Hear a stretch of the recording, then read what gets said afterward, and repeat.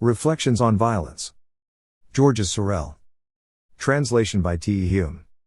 1915. Narrated by Skeptical Waves. Chapter 1. Class War and Violence. 1. War of the poorer groups against the rich groups, opposition of democracy to the division into classes, methods of buying social peace, the corporative mind. Everybody complains that discussions about socialism are generally exceedingly obscure. This obscurity is due, for the most part, to the fact that contemporary socialists use a terminology which no longer corresponds to their ideas.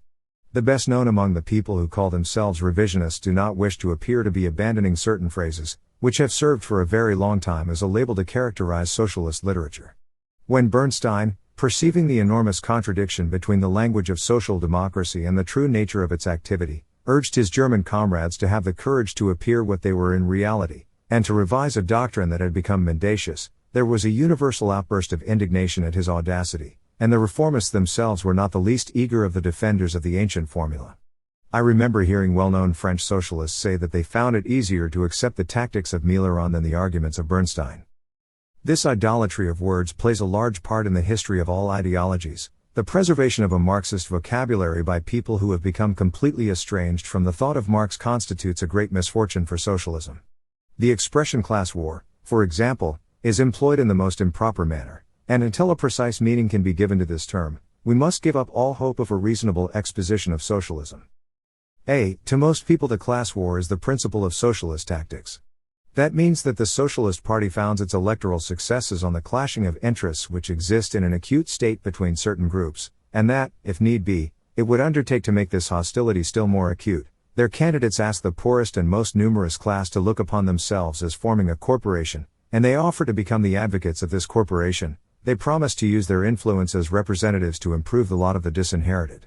Thus we are not very far from what happened in the Greek states. Parliamentary socialists are very much akin to the demagogues who clamored constantly for the abolition of debts, and the division of landed property, who put all public charges upon the rich, and invented plots in order to get large fortunes confiscated. In the democracies in which the crowd is above the law, says Aristotle, the demagogues, by their continual attacks upon the rich, always divide the city into two camps. The oligarchs should abandon all swearing of oaths like those they swear today, for there are cities in which they have taken this oath: I will be the constant enemy of the people, and I will do them all the evil that lies in my power. Here, certainly, is a war between two classes as clearly defined as it can be, but it seems to me absurd to assert that it was in this way that Marx understood the class war, which, according to him, was the essence of socialism. I believe that the authors of the French law of August 11, 1848, had their heads full of these classical reminiscences when they decreed punishment against all those who, by speeches and newspaper articles, sought to trouble the public peace by stirring up hatred and contempt amongst the citizens. The terrible insurrection of the month of June was just over, and it was firmly believed that the victory of the Parisian workmen would have brought on, if not an attempt to put communism into practice, at least a series of formidable requisitions on the rich in favor of the poor. It was hoped that an end would be put to civil wars by increasing the difficulty of propagating doctrines of hatred, which might raise the proletariat against the middle class. Nowadays parliamentary socialists no longer entertain the idea of insurrection. If they still occasionally speak of it, it is merely to give themselves airs of importance. They teach that the ballot box has replaced the gun, but the means of acquiring power may have changed without there being any change of mental attitude.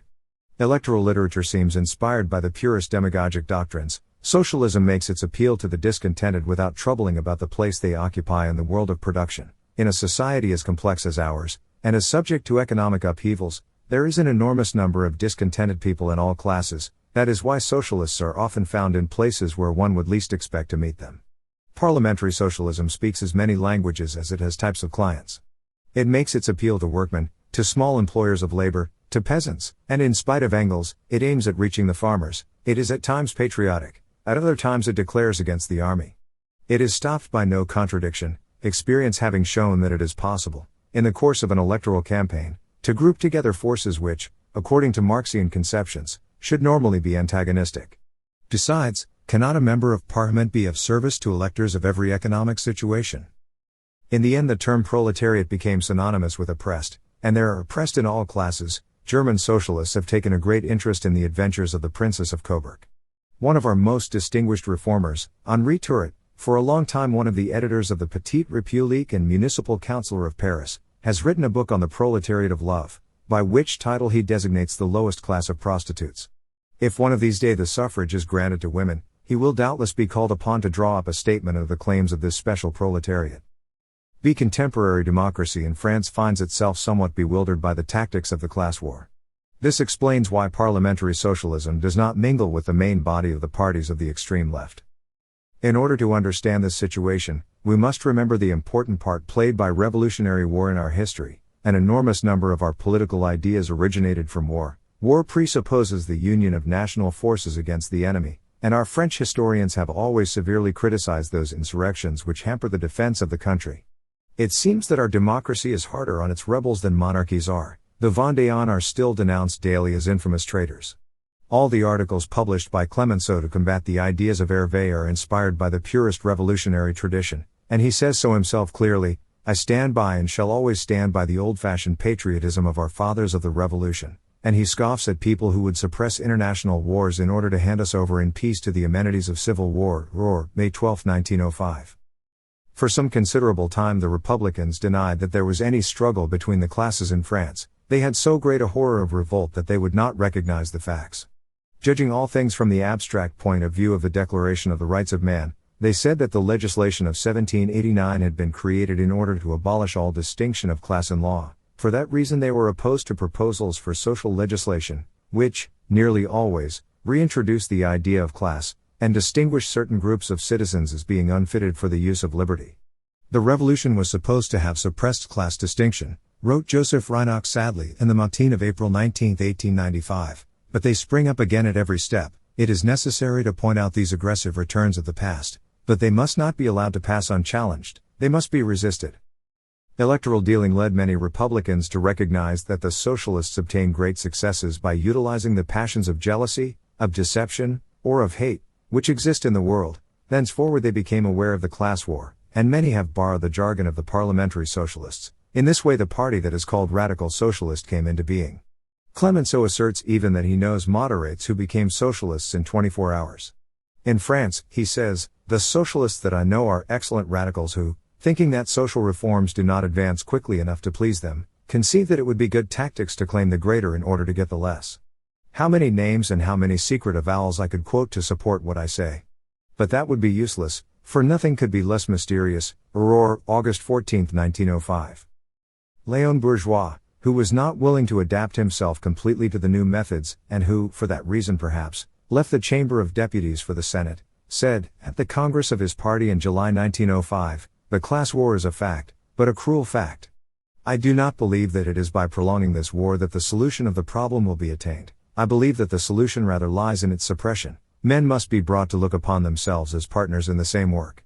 It would therefore seem to be a question of creating social peace by legislation, thus demonstrating to the poor that the government has no greater care than that of improving their lot, and by imposing the necessary sacrifices on people who possess a fortune judged to be too great for the harmony of the classes." Capitalist society is so rich, and the future appears to it in such optimistic colors, that it endures the most frightful burdens without complaining overmuch. In America politicians waste large taxes shamelessly. In Europe, the expenditure in military preparation increases every year. Social peace might very well be bought by a few supplementary sacrifices.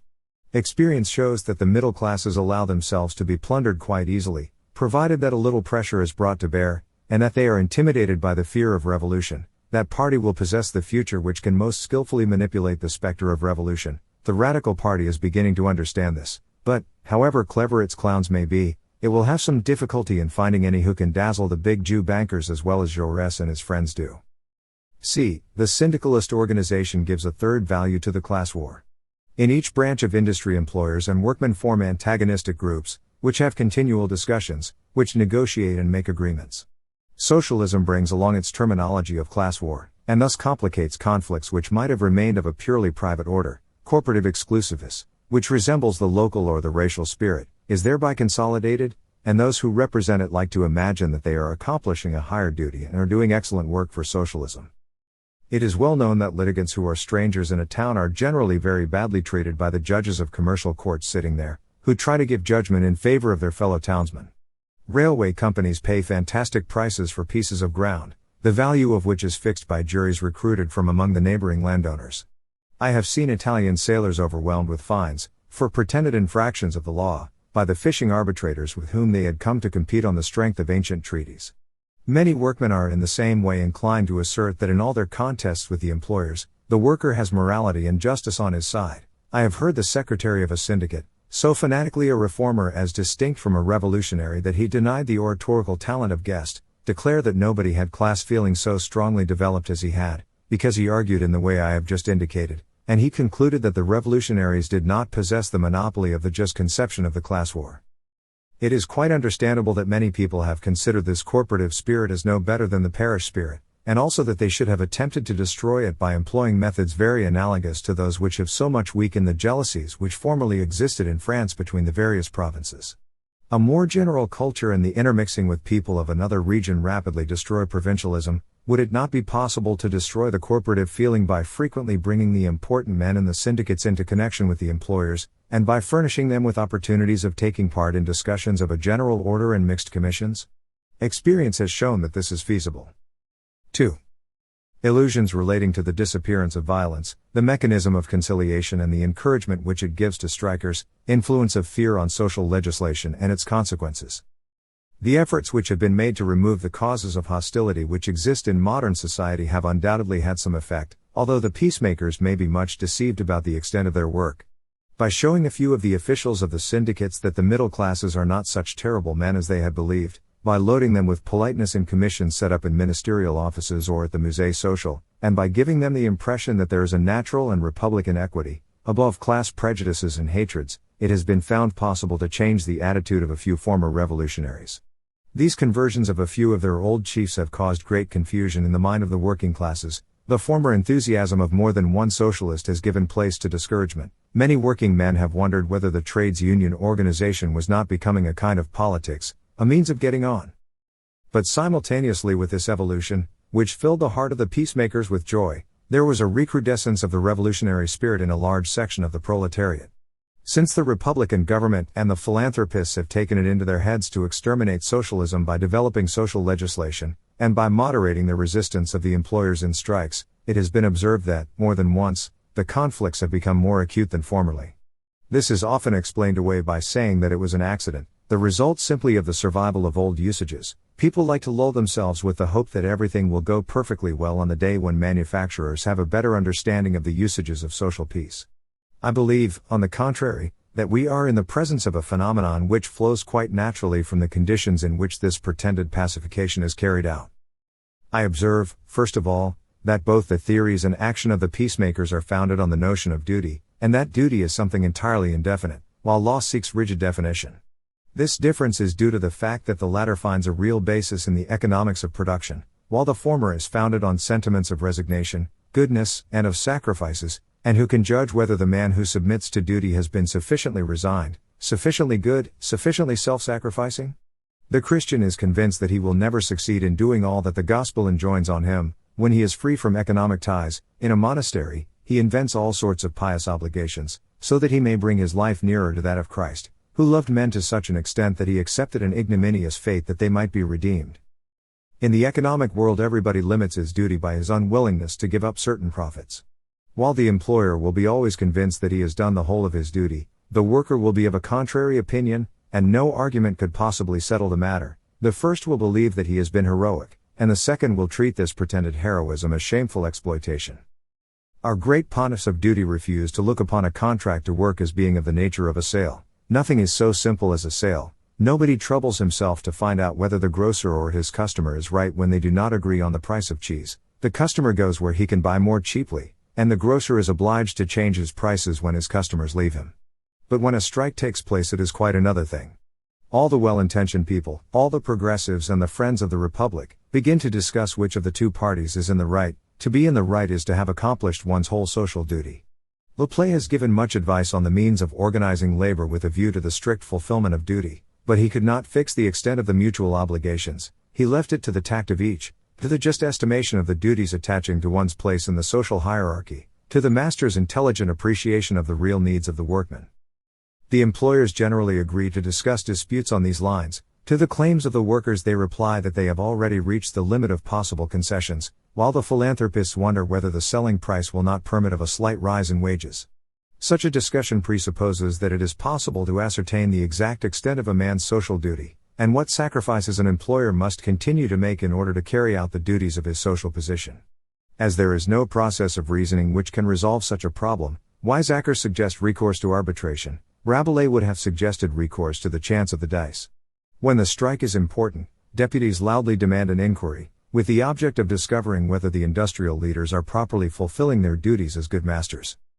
Certain results are obtained in this way, which nevertheless seem absurd, because on the one hand the large employers of labor have been brought up with religious, philanthropic, and civic ideas, and on the other hand because they cannot show themselves too stubborn, when certain demands are made by people occupying a high position in the country. Conciliators stake their vanity on succeeding, and they would be extremely hurt if industrial leaders prevented them from making social peace. The workmen are in a much more favorable position, because the prestige of the peacemakers is very much less with them than with the capitalists. The latter give way, therefore, much more easily than the workers, in order to allow these well-intentioned folk the glory of ending the conflict. It is noticeable that these proceedings very rarely succeed when the matter is in the hands of workmen who have become rich. Literary, moral, or sociological considerations have very little effect upon people born outside the ranks of the middle classes. People who are called upon to intervene in disputes in this way are misled by what they have seen of certain secretaries of syndicates, whom they find much less irreconcilable than they expected, and who seem to them to be ripe for a recognition of the idea of social peace. In the course of conciliation meetings, more than one revolutionary has shown that he aspires to become a member of the middle class, and there are many intelligent people who imagine that socialistic and revolutionary conceptions are only accidents that might be avoided by establishing better relations between the classes. They believe that the working class world looks at the economic question entirely from the standpoint of duty, and they imagine that harmony would be established if a better social education were given to the citizens. Let us see what influences are behind the other movement that tends to make conflicts more acute. Workmen quickly perceive that the labor of conciliation or of arbitration rests on no economico-judicial basis, and their tactics have been conducted, instinctively perhaps, in accordance with this datum. Since the feelings, and, above all, the vanity of the peacemakers are in question, a strong appeal must be made to their imaginations, and they must be given the idea that they have to accomplish a titanic task. Demands are piled up, therefore, figures fixed in a rather haphazard way, and there are no scruples about exaggerating them. Often the success of the strike depends on the cleverness with which a syndicalist, who thoroughly understands the spirit of social diplomacy, has been able to introduce claims, in themselves very minor, but capable of giving the impression that the employers are not fulfilling their social duty. It often happens that writers who concern themselves with these questions are astonished that several days pass before the strikers have settled what exactly they have to demand, and that in the end demands are put forward which had not been mentioned in the course of the preceding negotiations. This is easily understood when we consider the bizarre conditions under which the discussion between the interested parties is carried on. I am surprised that there are no strike professionals who would undertake to draw up lists of the workers' claims. They would obtain all the more success in conciliation councils as they would not let themselves be dazzled by fine words so easily as the workers' delegates. When the strike is finished, the workmen do not forget that the employers at first declare that no concession was possible. They are led thus to the belief that the employers are either ignorant or liars. This result is not conducive to the development of social peace. So long as the workers submitted without protest to the exactions of the employers, they believed that the will of their masters was completely dominated by economic necessities. They perceived, after the strike, that this necessity is not of a very rigid kind, and that if energetic pressure from below is brought to bear on the masters, the latter will find some means of liberating themselves from the pretended fetters of economic necessity. Thus within practical limits capitalism appears to the workers to be unfettered, and they reason as if it were entirely so. What in their eyes restrains this liberty is not the necessities of competition but the ignorance of the employers. Thus is introduced the notion of the inexhaustibility of production, which is one of the postulates of the theory of class war in the socialism of Marx. Why then speak of social duty? Duty has some meaning in a society in which all the parts are intimately connected and responsible to one another, but if capitalism is inexhaustible, joint responsibility is no longer founded on economic realities, and the workers think they would be dupes if they did not demand all they can obtain. They look upon the employer as an adversary with whom one comes to terms after a war. Social duty no more exists than does international duty. These ideas are somewhat confused, I admit, in many minds, but they exist in a much more stable manner than the partisans of social peace imagine. The latter are deluded by appearances, and never penetrate to the hidden roots of the existing tendencies of socialism. Before passing to other considerations, it must be noticed that our Latin countries present one great obstacle to the formation of social peace. The classes are more sharply separated by external characteristics than they are in Saxon countries. These separations very much embarrass syndicalist leaders when they abandon their former manners and take up a position in the official or philanthropic circles. These circles have welcomed them with great pleasure, since it has been perceived that the gradual transformation of trades union officials into members of the middle classes might produce excellent results, but their comrades distrust them. In France, this distrust has become much more definite since a great number of anarchists have entered the syndicalist movement, because the anarchist has a horror of everything which recalls the proceedings of politicians, a class of people devoured by the desire to climb into superior classes, and having already the capitalist mind while yet poor. Social politics have introduced new elements which must now be taken into account. First of all, it must be noticed that the workers count today in the world by the same right as the different productive groups which demand to be protected. They must be treated with solicitude just as the vine growers or the sugar manufacturers. There is nothing settled about protectionism. The custom duties are fixed so as to satisfy the desires of very influential people who wish to increase their incomes. Social politics proceed in the same manner. The protectionist government professes to have knowledge which permits it to judge what should be granted to each group so as to defend the producers without injuring the consumers. Similarly, in social politics it declares that it will take into consideration the interests of the employers and those of the workers. Few people, outside the faculties of law, are so simple as to believe that the state can carry out such a program. In actual fact, the parliamentarians decide on a compromise that partially satisfies the interests of those who are most influential in elections without provoking too lively protests from those who are sacrificed. There is no other rule than the true or presumed interest of the electors. Every day the Customs Commission recasts its tariffs, and it declares that it will not stop recasting them until it succeeds in securing prices which it considers remunerative to the people for whom it has undertaken the part of providence. It keeps a watchful eye on the operations of importers. Every lowering of price attracts its attention and provokes inquiries with the object of discovering whether it would not be possible to raise values again artificially. Social politics are carried on in exactly the same way. On June 27, 1905, the rapporteur of a law on the length of the hours of work in the mine said, in the Chamber of Deputies, should the application of the law give rise to disappointment among the workmen, we have undertaken to lay a new bill before the House. This worthy man spoke exactly like the rapporteur of a tariff law. There are plenty of workmen who understand perfectly well that all the trash of parliamentary literature only serves to disguise the real motives by which the government is influenced. The protectionists succeed by subsidizing a few important party leaders or by financing newspapers which support the politics of these party leaders. The workers have no money, but they have at their disposal a much more efficacious means of action. They can inspire fear, and for several years past they have availed themselves of this resource. At the time of the discussion of the law regulating labor in mines, the question of the threats addressed to the government cropped up several times. On February 5, 1902, the president of the commission told the chamber that those in power had lent an attentive ear to clamorings from without, that they had been inspired by a sentiment of benevolent generosity in allowing themselves to be moved, despite the tone in which they were couched, by the claims of the working classes and the long cry of suffering of the workers in the mines. A little later he added, "We have accomplished a work of social justice, a work of benevolence also, in going to those who toil and suffer, like friends solely desirous of working in peace and under honorable conditions, and we must not by a brutal and too egotistic refusal to unbend, allow them to give way to impulses which, while not actual revolts, would yet have as many victims." All these confused phrases serve to hide the terrible fear which clutched this grotesque deputy. In the sitting of November 6, 1904, at the Senate, the minister declared that the government was incapable of giving way to threats, but that it was necessary to open not only ears and mind, but also the heart to respectful claims. A good deal of water had passed under the bridges since the day when the government had promised to pass the law under the threat of a general strike. I could choose other examples to show that the most decisive factor in social politics is the cowardice of the government.